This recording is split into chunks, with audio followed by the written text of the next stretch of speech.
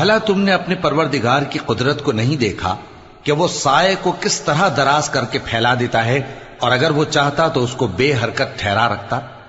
پھر ہم سورج کو اس کا رہنما بنا دیتے ہیں، پھر ہم اس کو آہستہ آہستہ اپنی طرف سمیٹ لیتے ہیں۔ اور وہی تو ہے جس نے رات کو تمہارے لیے پردہ اور نیند کو آرام بنایا